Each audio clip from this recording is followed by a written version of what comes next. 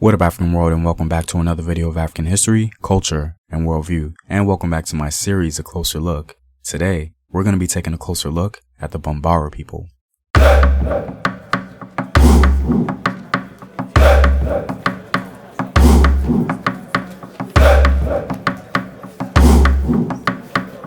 By supporting this channel on Patreon, you're helping in the creation of these videos and supporting this content. If you'd like to show your support, you may do so by clicking the Patreon link in the description box below.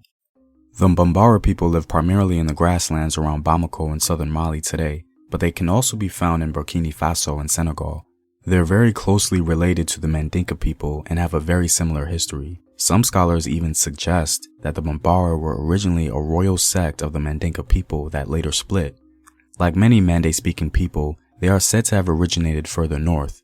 Ironically, the Bambara people aided in the founding of the Mali Empire and also initiated the final blow to the empire, known as the Bambara Jihad or Holy War, which they initiated throughout Mali. The Bambara founded the Upper Niger state of Ségou in 1600, which reached its peak around 1740 and 1800. In 1754, the Bambara founded the state of Karta to the west of Ségou. These were the strongest states in the region by 1800. Religion and agriculture for the Bambara are intertwined. For example, the high god of the Bambara is represented as a grain from which the whole of creation was born. The Bambara recognize one god, known as Bemba or Ngala, as the creator of all things. This god is a being who cannot be perceived by humans through the usual senses, but whose existence is manifested as an immaterial force, often as a whirlwind or a thought. Many of their religious beliefs are symbolized in their masks and carvings, which often feature the antelope. The Bambara believe that the antelope taught humans to grow crops. Although many present-day Bambara are Muslims, they still have masks, mostly intended to sell to tourists. According to one of the Bambara creation accounts, in the beginning there was nothing but the emptiness of the void. The universe began from a single point of sound, the sound, Yo. Everything, including human consciousness, came from this root sound.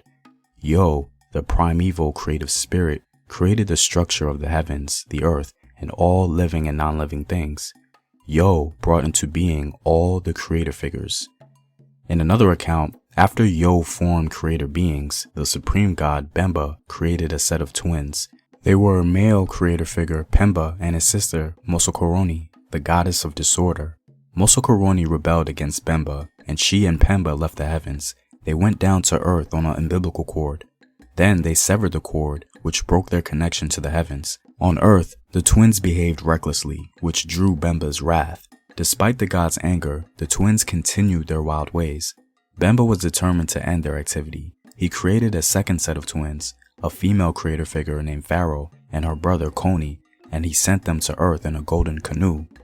Bemba intended the two sets of twins to join together to create humans and animals to populate the earth. However, Mosokoroni was jealous of Pharaoh, and she tried to turn humans against her. She lured human men to herself and had relations with them and then destroyed them. As punishment, Bemba sent a flood to cleanse the earth.